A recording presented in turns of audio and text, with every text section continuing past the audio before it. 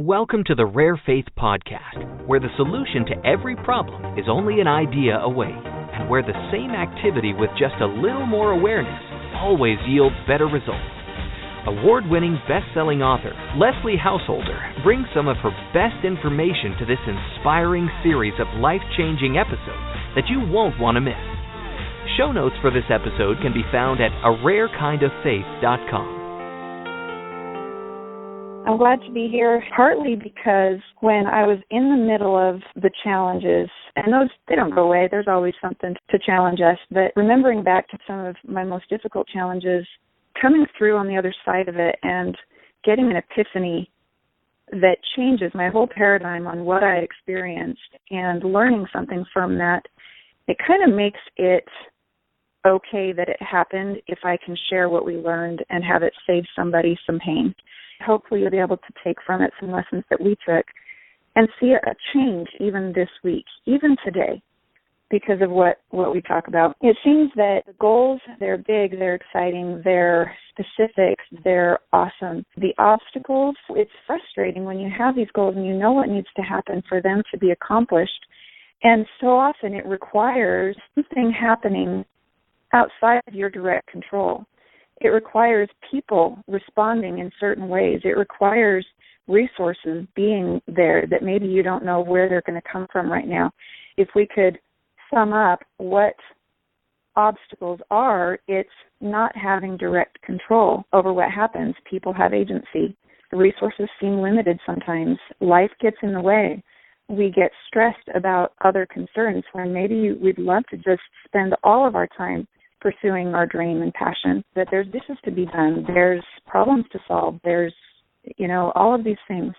And so what I have come to realize is that every worthy goal, every worthy accomplishment is technically on paper impossible.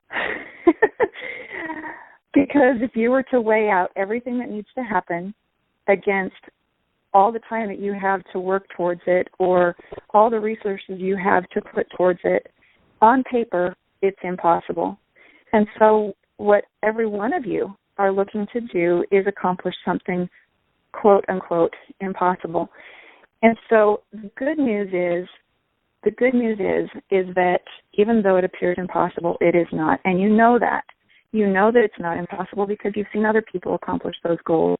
And so you're just looking for, well, what is that secret sauce? What is it that I can change it out, the way I think or the things I say or what I do or how I manage my time that's going to make it all click? Well, a few things that I want to tell you right up front is, number one, what you're trying to accomplish is bigger than you. And what I mean by that is every good thing has a grand influence orchestrating those good things. And whether or not we get to participate in that grand design is up to us and how much faith, determination, belief we bring to it. But it's being orchestrated with or without us. And I want you to view your world in that context, that what you're trying to make happen already wants to happen. It's already trying to come about. Those relationships that are going to create so much good for so many people, those lives that are going to be changed because of those associations, those things are already trying to happen. But we get in the way of it. We get in the way of participating in that miracle when we have doubt, when we have fear, when we are so wrapped up in worrying about what people think of us, or when we're self-consumed in our insecurities. But they don't go away just by the snap of your fingers, and I understand that, and I know that. I'm just saying this so that you can trust and ponder upon the truth of that. See if you can feel for yourself whether or not that is true. Is there a grand design orchestrating all good associations, all solutions that can be brought to families with what you have to offer? Are there families out there praying for answers that what you have can solve? Absolutely. Absolutely. And so it can be interesting when you think, well, if this is supposed to happen and if this is something that wants to happen. If people really need what I have, why is it so hard to make those connections? Why is it so hard to put that structure together? Well, some things that are kind of interesting. Let me share with you 2 stories. First story is there was a young man who was in an airport, and he was looking for a place to plug in his phone. His phone wasn't dead, but he had some time to kill while he was waiting for his next flight, and he was looking for a place to plug it in. Well, every kiosk that was for charging phones was filled, and so he kept looking, and he ended up having to walk down the corridor quite a ways to finally find one that was open. Finally found one, and it was kind of far away from where he needed to be, but he had plenty of time, so he thought he'd plug in and just wait and then get back to where he needed to be. So he plugs it in, and as he's sitting there, pretty soon he sees a woman at the desk speaking with an agent, and she was frantic. She was talking very excitedly. Her body language was showing she was upset, very upset about something, and the agent was trying to help her, but there was communication problems, and she couldn't get through. The young man could hear. She kept saying the word Mongolian, and so obviously she was speaking Mongolian and looking for help in her language and couldn't speak English. Well, because he had had a friend who had service mission in Mongolia and knew he could speak the language, he got on his phone, called his friend, and said, hey, there's someone here who's really upset and frantic and apparently speaking Mongolian. Do you think you could help maybe translate for the poor agent and help solve this problem? And so he said, sure, no problem. So he gets on the phone. The young man hands it to the woman and looks at her and says Mongolian and convinces her to take the phone and listen. Well, as he's watching, he can't hear what's going on. He can't hear the conversation. But as he's watching, the woman, her demeanor calms down, but pretty soon she bursts into tears again. And he thought, goodness gracious, what happened? Pretty soon the woman, she was able to give the phone to the agent. The agent was able to see what was needed. Her problem was solved. She was smiling again and was on her way. Well, the young man who had the phone was very confused. He gets back on the phone with his friend who knew how to speak Mongolian. He says, what was that? And the friend on the phone bursts into tears and can't hardly talk. Finally, he calms down long enough to say, that is a woman that I taught in Mongolia and worked with her entire family. I knew her. We knew each other. And they had that sweet reunion. And not only that, but she was on her way to the training center where she was going to do a similar service mission in following his example. And so it was a wonderful, wonderful tender mercy that showed the both of them that there is someone orchestrating everything that we need to accomplish all that we are trying to do that is good. Now, here's a second story. Some of you are familiar with this one because I believe it is in my book, Hidden Treasures. But at a time when we lived in California and had just discovered these principles in the connection between our thoughts and what shows up in our world, I thought I would experiment with that. And I thought, I really want a big chunky wooden headboard for this particular room. It seemed so barren, and I thought that would just make it feel more like home. And so I exercised the principles. I closed my eyes. I imagined how it would feel to have that, to imagine what it would look like to have that. And I tried to generate the answer to the question, how will it feel when? Because you understand, if you were to close your eyes and imagine the goals you're trying to accomplish, having accomplished them, and answer the question, how will that feel, you can only answer that question with a feeling. There's not words that are sufficient for the feeling. We can say, oh, it will feel great. We can say, oh, that will be amazing. Those are words to describe the feeling, but to really answer that question, you have to feel it. It has to be a feeling. We're going to talk a little bit more about that soon, but I did that with this chunky headboard, and I put it out of my mind. Now, that's a key here. I put it out of my mind. I planted the seed, and I didn't spend a lot of time trying to figure out where or how or what I was going to do to make that happen because I was busy. I had other responsibilities I had to attend to. And so I did. I was attending to those other responsibilities. And then one day as I'm driving into town to go get groceries, I had a thought at the crossroad that said, turn left instead of right this time. Both of them was going to get me to town. They kind of fanned out and came back together on the other side of the valley. And so I thought, well, it doesn't matter. It'd get me there at the same time. So I took a left. Now, I didn't say, I just noticed an impression. I think I will follow it. It wasn't that conscious. It was, go left. Okay. And I did. And as I'm going down into this valley, I come up over a little hill, and off to the side of the road was a large wooden chunky headboard, just like I had imagined. And I pulled over really quick, and I ran up to the door, and I said, why is that out there? She said, well, I'm hoping the trash will pick it up, but it's kind of big. I'm not sure they will. And I said, could I have it? And she said, well, sure. And I threw my arms around her, and it wasn't so much because I got a chunky headboard. It's because I had evidence that the principles were true. And I thought, man, if I can do that with the decoration in one of my bedrooms, what could I do with my life? And that's when my husband and I really began to dream and visualize how we wanted our life to look. We wanted to live back in Arizona where our extended family was from. And yet at the time we didn't have a way to do that, but that was our goal. And we set the goal, we imagined how it was going to be, and we had heard act as though, so we started making our preparations. Long story short, we decided we were going to just move. We were going to just make it happen. My husband didn't have a job in Arizona, but he was working 2.5 hours away in Burbank, and his commute, being 2.5 hours, was actually going to be longer than it would have taken to just fly home and commute by plane from Arizona to Burbank, either once a week or as needed. But that was back when flights were a lot cheaper. Anyway, so that was our plan, and we put the house up for sale. We came out and we put money down on a house out here. We had our goodbye party. We said our goodbyes, and the house wouldn't sell.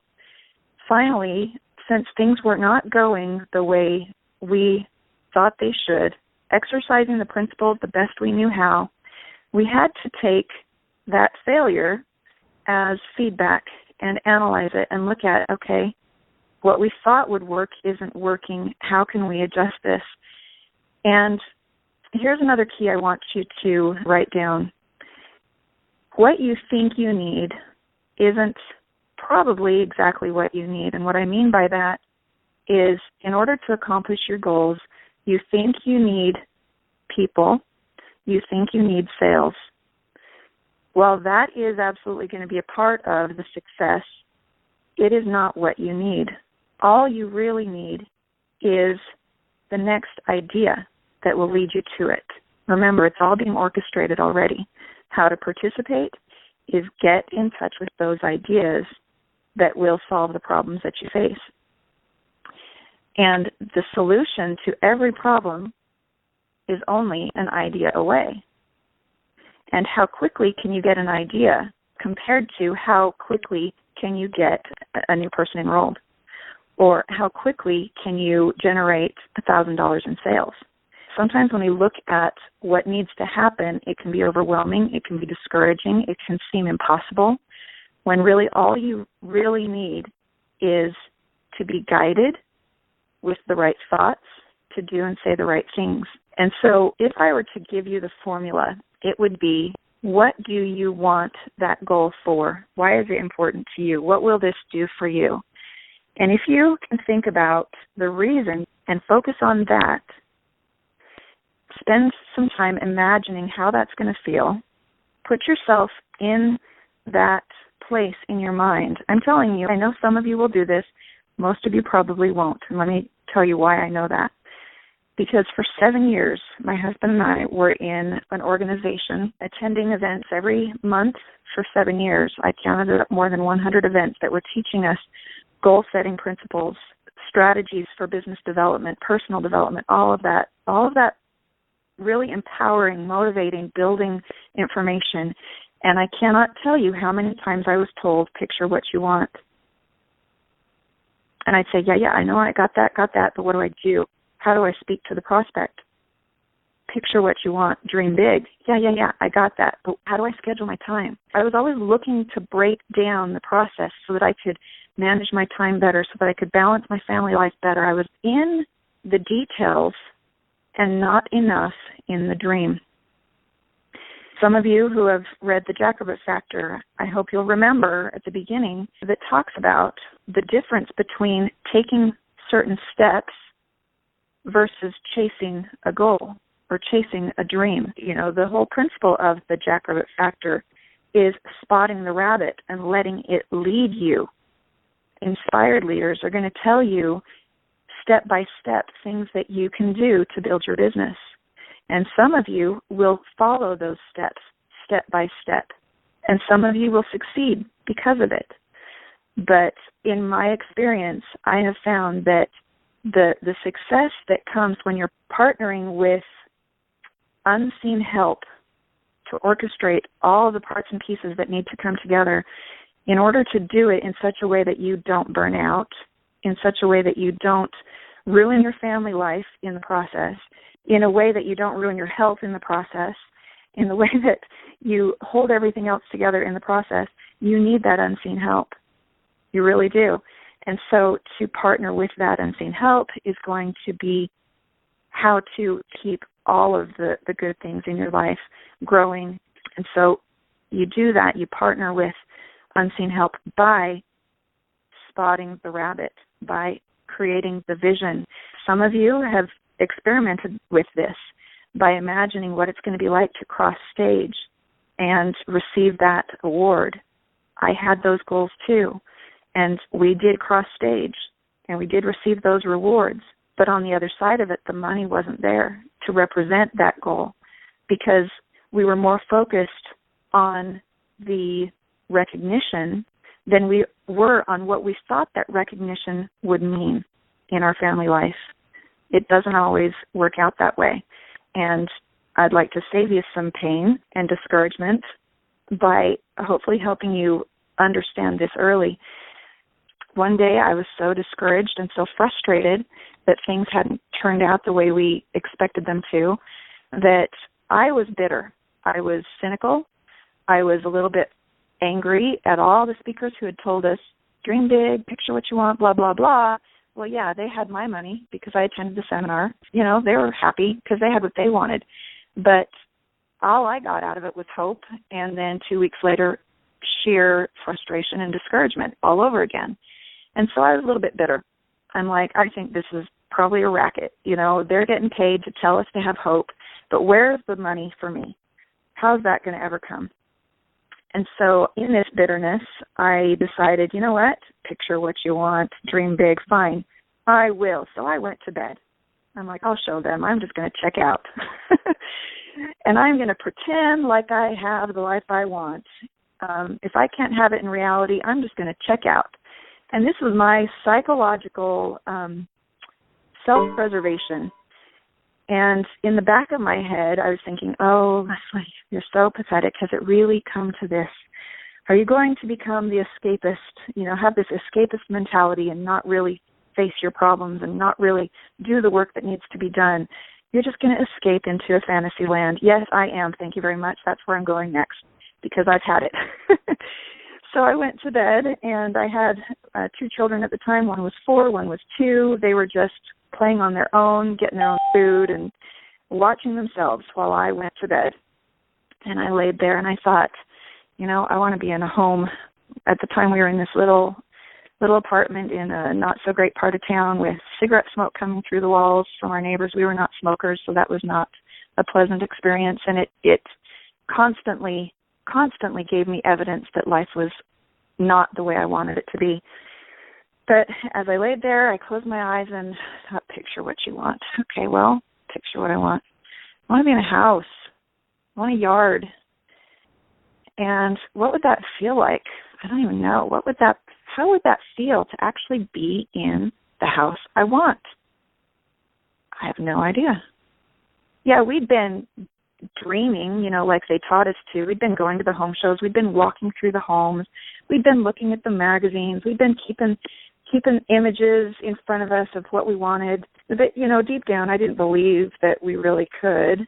I had a hard time believing that. They told me we could, but I wasn't so sure because everything we tried had failed. And so in this exercise, I was thinking, what would that feel like? It wasn't enough to just say, that'd feel awesome. I had to feel it. I had to feel it. You know, your subconscious mind cannot distinguish the difference between an experience that is real and one that is imagined. And in order to generate feelings, which is a chemical reaction in your body, in order to trigger that chemical reaction, you have to convince your subconscious mind that you're experiencing something real. And you can do that through conscious thought. And so as I laid there and I tried to put on the screen of my mind the picture of a house belonging to us. And did I see myself in the picture? Was I looking at me in that image? No, because I was in it. So it's like I put my hand forward and I could see my hand in front of me, but I was in it. I wasn't seeing a picture of me in it. I was in it. And I imagined, you know, coming home from groceries and walking up to the door. I imagined myself turning the knob and feeling, this is my home. I have a house of my own. And I open the door and the kids come running up from behind me, just about make me drop some groceries, because that's what always happens. And I come walking in, and straight ahead of me I see this living room, and I know off to the left it's got a runaround over to the kitchen, and it had a runaround, which means the children didn't just have dead ends, that they had places that they could cycle. My mom had taught me that that's very important when you're raising children, to have a home with a runaround. And so it had that, and I remember just feeling at home and thinking, man, did it. We have a home. And I felt that for just a few moments, but I felt it. And I kind of enjoyed that feeling for a while. And I let myself get lost in it. Probably lasted 30 seconds, realistically. And then someone needed something in the other room. So I get up and I go about my business. And I start just getting back to life. And I didn't know I had done anything significant. In my mind, I just kind of escaped. Found some relief. That's where I'm going to go to find relief when I need it. I'm going to go into my la-la land just to get relief from reality, because reality is so hard sometimes. I just can't face it all the time, so I'm going to go to la-la land once in a while. A year later, things had shifted for us, and we found ourselves living in our first home. Things had shifted at work. Some people out in California, we were living in Arizona at the time I had this little daydream session. Some people in California at another branch of my husband's work had quit. Both people in that one department had quit. They needed someone to babysit that until they could find someone to hire. Well, he'd been kind of working temporarily at the plant in Arizona, and they said, hey, could you go babysit this place for a while until we find someone to replace them? And it's like, sure, he went out there. They actually liked him. They decided to move us out. They covered our expenses for the move. They put us up in a hotel. They sent us to Disneyland. They put us up in an apartment while we looked for a home. All of these things, we had never, ever in our life been treated that way before, because we were coming out of being starving college students, window washing, janitorial work. I don't think most of you probably know this, but one of my jobs when we were newlyweds and we had one baby was we were doing custodial work late at night. You know, we'd go to our business meetings that sometimes lasted late into the night, and then afterwards, before coming home, we'd have to stop at all the office buildings and empty their trash and do the vacuuming and everything else. And then we'd get up and we'd either be going to school or work the next morning, and all this while trying to build a business. But one of those accounts was the office buildings of Stephen Covey, Sr. And I have emptied his trash many times. I've never met him. I know he has passed away since, but at the time, it was a dream building session for me just to be in his office, talk about wealth of all kinds, not just monetary. But in emptying his trash, one day I found a bookmark that said, I want to know God's thoughts. The rest are details, a quote by Albert Einstein. And I took that and I brought it home with me, and something about that really struck me. I want to know God's thoughts. The rest are details. What does God think about what I'm trying to accomplish? What does God think about your business and what you're trying to accomplish? Does it do good? Does it serve him? And I apologize if you don't believe in God. Forgive me. This is my speak. This is where I come from, and so that's what I do. But translate it as necessary to your belief system. But if it's good, it's good. And why wouldn't he want it to happen? The only thing that gets in the way is our belief. We participate in the miracles that are going to happen for someone when we step in with our belief.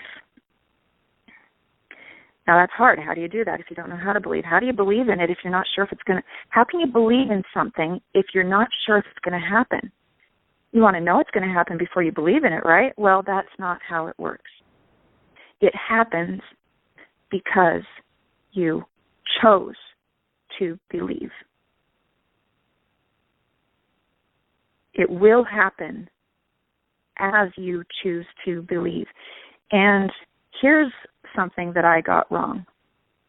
Because I had, in my past, I had accomplished very, very difficult goals because I had been super impassioned, super strong, actively believing, confident, just empowered, and I had seen things happen because of that. Well, I concluded from those experiences that that's what was required every time. But as the family started coming along and our lives got busy and our responsibilities increased, having that kind of focus that I had in college when I was single, without a job and just going to school and that time and that focus and that concentration and that effort that I used to put into goals and achieving them, it was not possible any longer. You know, I'd get into this place of really creating a dream, and then one of my kids would throw up, or you know what I'm saying? Just to be able to focus, it wasn't possible anymore. And so I stopped achieving goals like I used to be able to. And I concluded that it's because I just wasn't putting enough energy into it. I didn't have enough time to put the work into it. I didn't have the focus to stay focused on it. Oh, I found out that's not true. That was not the factor that had gone sour. The factor that had gone sour is that I lost belief that I could accomplish it because of all of the obstacles that were in my way. Well, I can achieve goals when there's not all these obstacles. But when there's all these obstacles, it's impossible. That's what turned off the magic. It wasn't what was happening. It was how I viewed. It's how I viewed what was happening. That's what killed it. And I'm here to tell you that no matter what's going on in your life, no matter what obstacles you have, no matter what the evidence is, your goal can still happen depending upon how you feel about those obstacles. If you look at those obstacles and say, man, there's no way to make this happen. Look at what's happened. Look at these trips to the ER that we've had to take. There hasn't been time to prospect anybody. I haven't had time to follow up with so-and-so. I haven't, it's not that it didn't happen. It's how you felt about what didn't happen. And so you can look at those obstacles and say, isn't that interesting? Look at what's showing up to keep me from accomplishing these things. But you know what? I've planted the seed, and read Hidden Treasures again, Chapter 1, Law of Perpetual Transmutation, to remember what that means to plant the seed. I planted the seed, that moment that I imagined myself experiencing the success, and I felt it.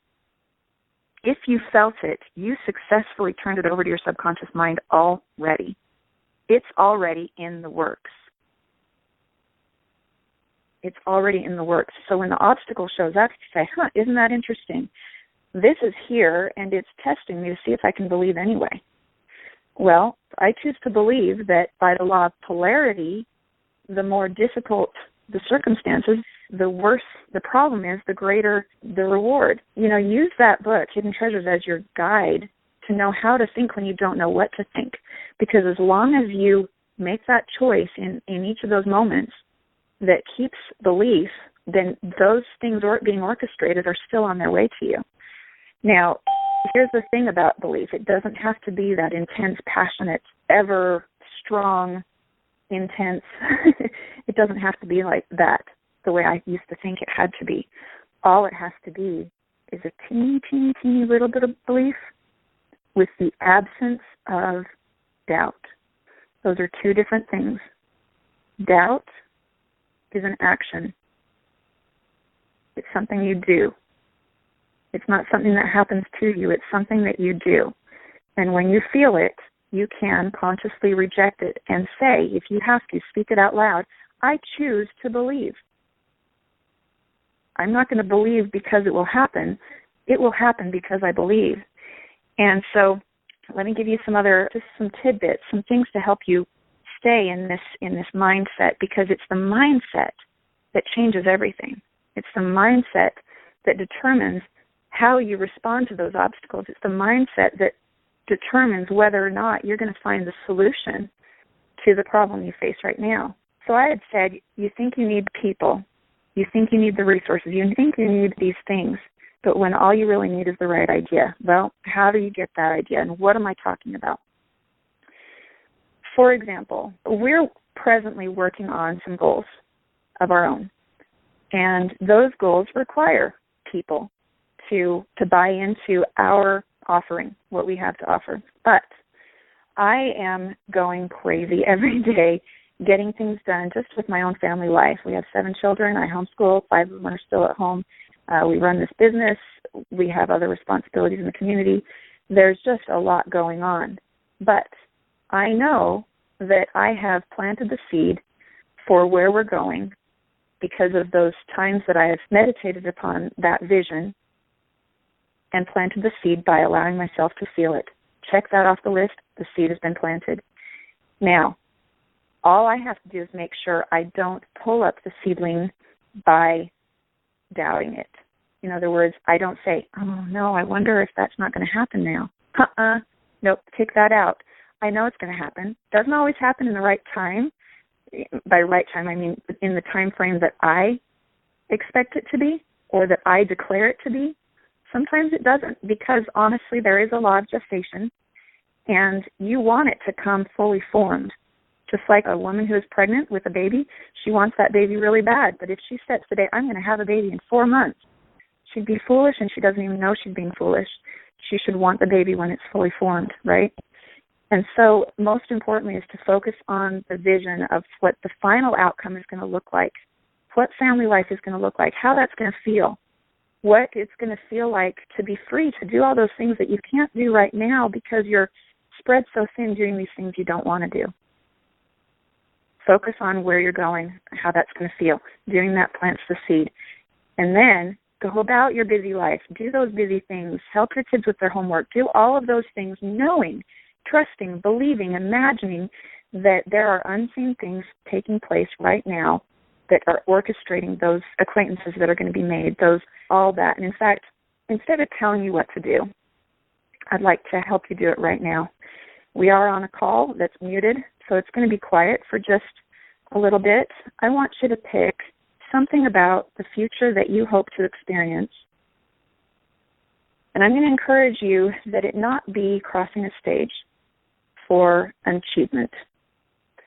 Again, that will be part of it, as it needs to be for the lifestyle. But it's the lifestyle goals, it's the relationship goals, it's that life experience that you're trying to create that is going to be the most rewarding, the longest lasting. And the rest of it will be a byproduct. All of those, the acknowledgement, even the money. Don't set a money goal. And before we begin this exercise, let me give you an example of why setting the right kind of goal is so important to initiating that power of the unseen help.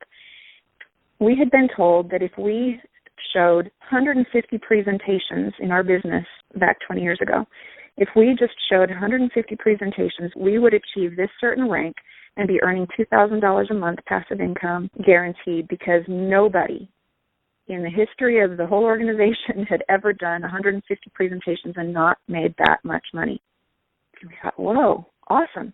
So I made a card, 8.5 by 11 card with 150 squares, and every time we showed a presentation, I put a smiley face on it. And we were so excited because we knew at the end of this we were going to be making $2,000 a month and we'd have this rank. And at the end of filling out that card, we were no further along in our business than we were when we started. I think we were the first people to prove that theory wrong. Oh, you can imagine my frustration. But when I realized these principles later, when we realized the principles that I teach in Hidden Treasures and we started applying them to the T, in 3 months we tripled our income after 7 years of this pain. But what I realized is that my goal had been to fill in the card. Did I achieve my goal? Yay, woohoo, I filled in the card. I did it. I achieved it. And what this means is the people that we showed the presentations to were people who were kind enough to let us show them a presentation. While people in the organization next to us were showing 150 presentations and making $2,000 a month, they were showing presentations to people who wanted what they had to offer. Well, how did they make those connections? How were they led to those people? They had different kinds of goals. They had a vision for their future. They had a vision for their lifestyle, and it was that lifestyle that was their rabbit, and they were chasing the rabbit. And so some of the things they'd say to people were not by the script. They were unconventional. Sometimes the things they said were outright stupid, but you cannot say the wrong thing to the right person, and you cannot say the right thing to the wrong person. The kind of people that show up in your world are going to be the kind of people that fit the vision that you're trying to create for your life. They'll fit the vision for it. Where are you spending your time? Where are you spending your thoughts? Are your thoughts mostly frustrated with the way things are, or are they mostly excited about what's possible? So let's do this exercise. For the next, we'll go maybe a couple minutes, at least 1 minute, where I want you to close your eyes, and I want you to live the dream that you want to create. And what that looks like, if you think that means a new home, then don't picture the home. Picture yourself walking through the home. Maybe picture yourself walking into it the first time after actually receiving the keys and having closed on it. Maybe it's waking up in the morning and looking up at the ceiling in that home. Maybe it's walking into the kitchen and making your favorite dish and putting it on that table, and the smells. Involve all the senses that you possibly can in your day-to-day life in that new environment, or with those relationships, or whatever it may be. So I'm going to set you loose. Go ahead and close your eyes and start building that picture. And build it and live it until you feel it as though it's true.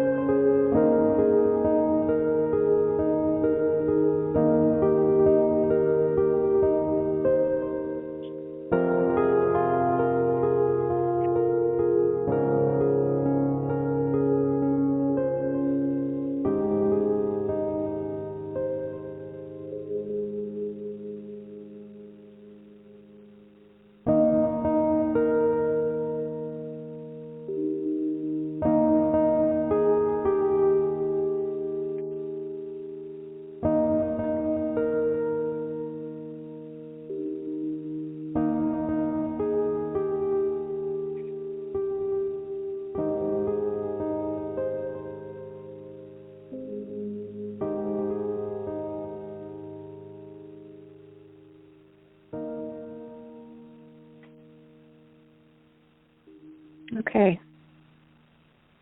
hopefully you were able to feel something. And if you did, I want you to know this. You just altered something in the world around you, the relationships you know, the people you have yet to meet. You just altered something by doing that. Something changed because you did that. In fact, what changed is everything you need to realize that vision began to gather, and is still gathering right now. And it's still gathering even more right now. It's still gathering. Now, here's where people mess this up. Tomorrow, you're going to look around and you have a choice. Some of you may say, I wonder if it's still gathering. No, don't even bother. It is still gathering. Know it. I'm telling you, it's gathering. It's gathering. Now, I had said before to just go about your day knowing that things are gathering for you. Your radar is already up, whether you know it or not. Because you did that, next time you're in the elevator with somebody, you'll be either inspired to say hi, or if not, you may be led to think something else in that moment. But with that vision in place and with that seed planted, with the emotion that you felt, you just tuned yourself into a higher level of thinking. Albert Einstein said that the significant problems we face in life cannot be solved at the same level of thinking we were at when we created them. So if the things that you've been doing haven't been working, the thoughts that caused you to do those things were on a certain level of thinking, and the results will be a level to match it. By holding this vision, by believing you have planted a seed, by choosing to believe that things continually are gathering for you, choosing to believe that, not wondering, it's true. Just trust me on that. It's true. Things are gathering for you. The right people are getting curious about what you have. The right people are having life experiences that are waking them up to needing something different than the solutions they've been trying. They're starting to wonder. They're starting to ask new questions. You picturing yourself living in that new vision and feeling it has an influence on people.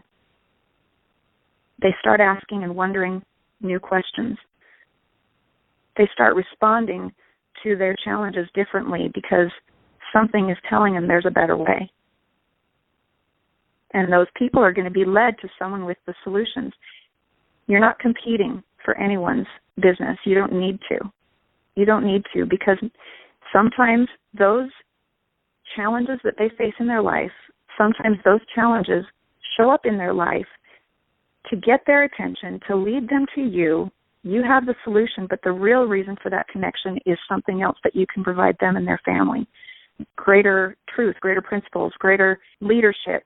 Because as you know, it's about healing families. It's about strengthening families. It's about building confidence. It's about all of those other things that are secondary but really primary to the purpose of what you do. So going back to that story about the missionary and the story about the headboard, there is something in common between both situations. First of all, there was a problem. She needed help translating what she was trying to say to the agent. Me, I needed a headboard for the room, or I wanted it. And that's okay. In both cases, there was a solution. There was a solution. And it already existed. With the missionary situation, it was someone at the airport had a friend who speaks Mongolian. That was the solution. And that solution was brought to her because all the kiosks were full, and he had to go out of his way to find one that was open. How did that happen? That was orchestrated. Believe. Believe. The headboard. God gives good gifts. And he wanted me to know that these principles are true. And so with me planting that seed, he orchestrated it. He knew someone in that town had what I wanted, and she didn't want it anymore. And all he had to do was inspire her to just finally put it out the day I was driving by. It was orchestrated. You do not have to work your tail off. You do not have to go the extra mile. You do not have to go the distance. Oh, it's already trying to happen, and we just have to get out of the way. We just have to align ourselves with it, and it flows. So that I was telling you about my situation. We're working on so many things right now, and we have a goal that is physically impossible to accomplish even if I had nothing else to do. But I've planted the seed, and I've practiced enough with this belief process that all I have to do, I don't have to be super intense on it. I just planted it, done. It's being orchestrated, and I'm going to go about my day. I have spent more time in the last 3 years learning how to cook, focusing on my family, helping them with their homework, driving them to everything they do. Oh, goodness sakes, go to my Facebook page, and you'll see I put one of my daily schedules up there, and it's like every 20 minutes I'm in the car. I can't sit and talk business with people, but what's happened is I'll send an email here or there where I can, and then I'm back to working on my lifestyle. I'm living life with my family. I'm doing the mom things I need to be doing. I'm spending 5 minutes here, 10 minutes there, and choosing to believe it's enough. And what's happening is the right people are showing up, are bubbling up to the top. They're coming to me. Hey, I heard about this. What's that all about? They're coming to me. And so believe in your dreams. Believe in your vision. If you can conceive it and believe it, you can achieve it. And it's not all dependent on you. In fact, if you rely only on you, it's going to be really hard. And I am convinced that these goals that we want so badly are visions that we've been given on what's possible so that we'll put ourselves through the work to try and fail and wonder and ask and listen and open up to the principles that are there for us to align with. So I just want to wrap up by assuring you that no matter what it is you need, everything you need is being orchestrated for you. You'll meet it in the middle. Just keep moving your feet. If you have fears about your abilities, if you have issues being self-conscious, then plant the seed again. Get a vision for where you're trying to go. Get a vision for how you want to feel about yourself. And by doing that, you're tuning into a higher level of thinking. It's like a radio broadcast. The solutions to all your problems are as a radio broadcast in the air. Like the country music station is in the air right now, even if you're not tuned into it, right? You turn on a radio station and you can tune into it. The more we focus on what things are as they are right now, and especially the things that we don't like about the way things are right now, we are tuned into a station of thought that gives us more answers that will bring us more of the same kinds of results. In order to tune into the genius solutions, that unconscious knowing to say the right thing to the right people at the right times, unconsciously, all you have to do is get on that broadcast of thinking, and you do that by picturing what you want and feeling it as though it's yours. So anytime you feel doubt or fear or worry, just go see it again. Go get clear again. And that's going to move your thoughts off of that fear frequency up onto a belief frequency all over again. So we're out of time. Remember that you already changed everything about your world today, right now. And that's how quickly it happens. You just changed it. And so I'd encourage you to go about your life, go about your plan peacefully, calmly. Don't worry. Did it work? Did it work? Don't worry about that. That's going to be the kind of thought that brings you back down to the wrong frequency of thought, that doesn't have those inspired words for you to say to the right people at the right time, or the inspired thoughts that tell you to attend to your kids today. That may be the inspired thought that keeps you in alignment with participation in this whole orchestration. So you can do it. I look forward to hearing what you've noticed and you will, pay attention. Keep your radar up today for evidence that you changed something.